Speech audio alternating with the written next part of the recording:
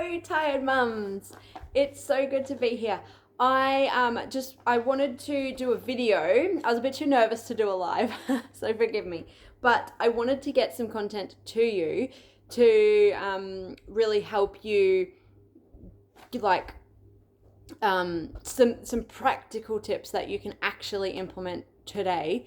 So if you've seen the title of the video, you'll notice that I've called it 3 ways to help your child settle to sleep in their own sleep space. So yeah, I think from what everyone's putting in the answering to the membership questions, I think that this is going to be really helpful for a lot of you, for most of you. And yeah, so I'm Brianna. I help tired mums solve their child's sleep issues so that they can sleep through the night and enjoy the benefits of a well-rested child and get back their ability to function in a day. Because that's where it all started for me. And I was in the trenches. I was drowning in sleep deprivation, and the kind of person I was becoming was not nice. I was increasingly frustrated, agitated.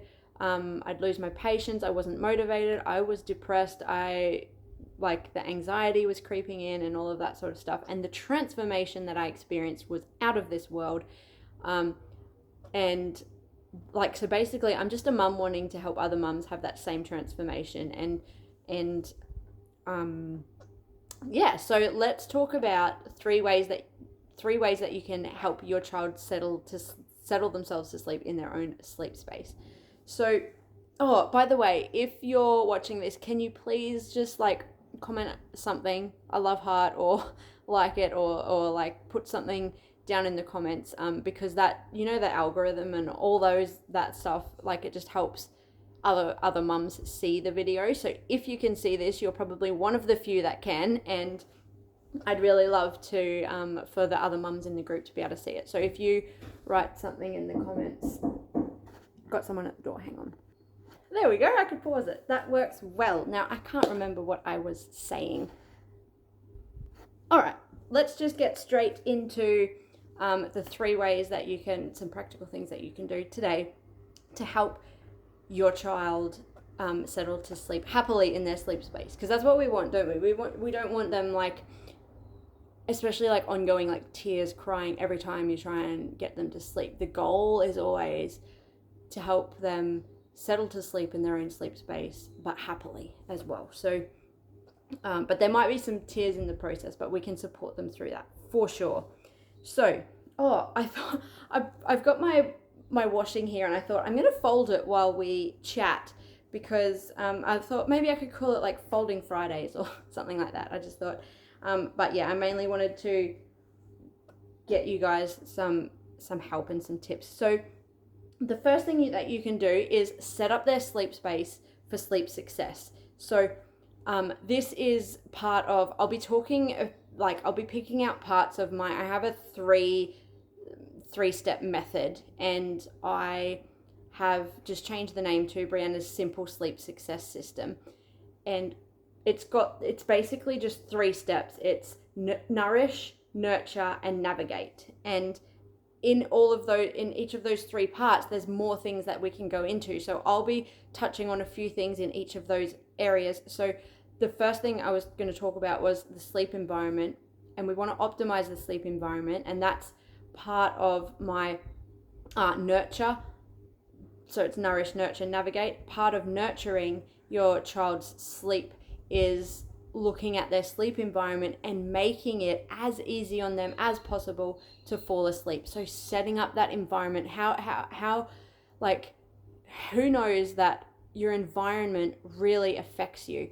And I'm noticing this lately. We're going to be going into this journey of minimalism, if you haven't seen, and it's because my environment affects me. And so if we can provide an environment for your child that an environment that makes it easier on them to fall asleep, then let's do that. And so some of the ways that you can do this, I go into great detail in my program, but I just want to give you a few things that you can implement. So making the room as dark as possible, because this is going to support your child's sleep hormones. So no matter 0 to 4 years, a dark room blocks out if there's light coming in, it'll be blocking the production of melatonin, and melatonin is the hormone that causes that sensation of sleepiness. So we need to make the room as dark as possible. So this is even at nighttime, like street lights shining in the window or early morning rising, you want that room blocked out. And then to help with naps as well, that like you just want the room blocked out. It's going to make it so much easier on your little one to fall asleep. It doesn't mean that that's the one thing that's going to solve everything, but it is part of the solution. So what we do in our home, because we're on a budget, as most people are at the moment. It's crazy, but we cut out some black garbage bags and we stuck them to our window, because I liked the block out blinds that we used to have, one that we bought from Big W, but you couldn't open and close the windows like to air it out during the day. And so I really liked when we discovered, cutting out the garbage bags and blacking out the room that way, because it really is so effective. And yeah, our kids actually started sleeping in the morning longer when we did that. So blacking out the room. So if it's say 10 out of 10 is pitch black, you want it at least to be an 8 out of 10. Like you don't want to be able to read a book in there and that kind of thing. It also blocks out any visual stimulations that might distract your child from falling asleep as well. So yeah, blacking out the room is one amazing way. And also white noise. So sometimes when I talk about white noise, families think I'm like they've got, sometimes I talk with families and they say, yeah, we've got white noise going, and I ask them more questions and I find out that it's actually like a heartbeat sound or a rainforest sound or something like that. And so when I say white noise, what I mean is the strong, harsh shushing sound, okay, that it mimics the sound that babies heard when in the womb. So usually I recommend white noise in a child's room up to 1 year old to help promote sleep. But for actually blocking out sounds that would otherwise disturb your child's sleep, my kids share a room. So my 1 year old, 3 year old, 4 year old and 6 year old, they're all in the same room. But yeah, we have white noise going because that just blocks out other noises like sirens. I don't know if you can hear that. But yeah, so blocking out that, any sounds that will disturb their sleep. You're just setting up their environment. And so yeah, those, I will share with you also, I often get asked, what temperature to have the room, and the recommended temperatures are 18 to 22 degrees. So if you can control temp your child's room, that's awesome, but not all of us can do that. Our kids' room doesn't have controlled temp, but we'll keep the room cool with a fan, or we had the heater in winter. But so make the room dark. The white noise, if you can get it, you can get them on YouTube. You can download it off YouTube, Spotify. There's machines you can get. You just also want to make sure it's loud enough to actually be doing something, which is 50 to 65 decibels. So you can download a decibel tracking app and test it. So yeah, make the room dark, the white noise, and the room temp. Let's set up their environment to make it as easy on them as possible. Okay, so the second thing that you can do to help I'm not folding, am I? Getting distracted. The second thing that you can do is, it's also in the nurture section of my simple sleep success system. So part of it is also creating quality sleep cues. So right now, your child might be relying on external factors to help them get to sleep. Things like rocking, bouncing, feeding, laying with you. If your child's older, it might be just lying with them, being in your bed. it could be anything. I've seen quirky associations, like they've got to be rubbing mum's eyebrow, and that's what helps them get to sleep. Yeah, like rubbing, like touching your clothes, and that helps them get to sleep. There are some pretty cool associations out there, but when your baby needs these external this external help, which, by the way, there's nothing wrong with it if that's working for you and you're happy. It's just for the mums who need a break, and they need their child to sleep in their own sleep space, just even for a little bit. There's nothing wrong with wanting that. So so what we need to do is we need to gradually shift the associations from these things that whatever your child's relying on now to things that are not reliant on parental assistance. So one of the ways you do this is by implementing, like creating some quality sleep cues. So basically this is really like a wind down routine.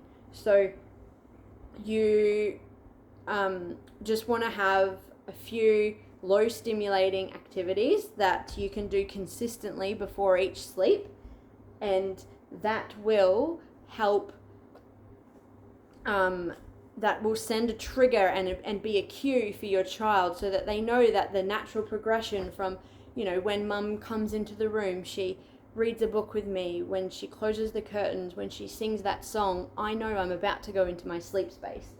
So it's not such a shock when they get placed into their sleep space. They know it's coming and they're prepared, and it helps them settle much easier and faster when they have those consistent sleep cues happening.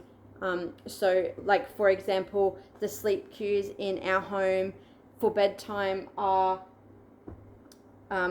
we keep it simple, don't complicate it. Just like we do dinner, bath, books, bed. So and part of the bed of that is with the older kids, especially laying down and having a chat with them about their day. Like that's that really nice time of connection, and I'm really loving that. As the kids are getting older, I really love having that time of connection with them, just chatting about their day, and they open up a little bit more in that kind of setting, because you're not like looking eyes into eyes, but you're sort of like it's dark and they just open up a little bit more. But so keep it simple, and that will really, really help your child settle themselves happily to sleep in their own sleep space. So creating that wind down routine is very, very important. And the third way that you can help your child to settle to sleep in their own sleep space is by implementing a strategic response. So another word, like these are my words, this is because it's the method that I've created, but other people out in the sleep world will call it sleep training. But I like to think of it as a strategic response, because you are responding to their resistance to sleep rather than reacting to their resistance to sleep. And when it's with strategy, and when it's like you're not winging it, when it's with a proven plan, you actually see success, and you're not like second guessing yourself and everything like that. So implementing a strategic response is definitely part of the process. And so I obviously go into heaps more detail in my program, but one thing that you can try tonight is just going through your wind down routine. And a lot of parents are actually just scared to try to just place their baby into their, or child, like especially babies. You'll have a different reaction probably from toddlers and preschoolers, but there's a lot more to it. But for babies, a lot of mums just are too scared to try. And so I say, just like create your wind down routine. You've set up the environment, set up like, so then go through your wind down and just give it a go. Like pop your little one into their sleep space and give it a go. Come out of the room for 2 minutes, 5 minutes max. And sometimes mums are pleasantly surprised, and they will like have a bit of a whinge, bit of a cry, and then settle. And then you will notice like, that doesn't, it's not as easy as that for everybody. So don't be disheartened if, your baby's still crying, but 5 minutes max. There is strategy to like what you do after that if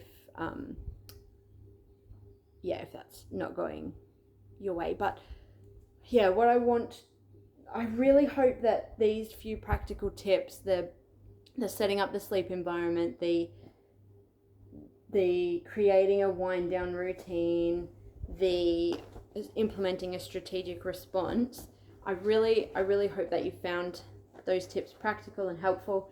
And if you would love more support, so I'm happy to jump in the DMs with you, or just post your questions in the comments and I'll circle back around and answer them. But I'm more than happy to jump into DMs as well and just have a chat about your little one's sleep, and I will share with you my method and every little step of my approach, my simple system. I'm happy to share that with you. But there is something special about like the mums that I see most success with is the ones that really lean into the support aspect of my program. So if you're interested in any of like finding out how my program works, it is $97 to get started on the minimum level. So it's very affordable. And there's a few, there's 2 other levels that are a little bit more expensive, but they're comprehensive support, really unlimited and So anyway, I hope that's really helpful. I really love hearing from you. Please let me know if this was helpful and if you got anything out of it. And yeah, I hope you have a really good Friday.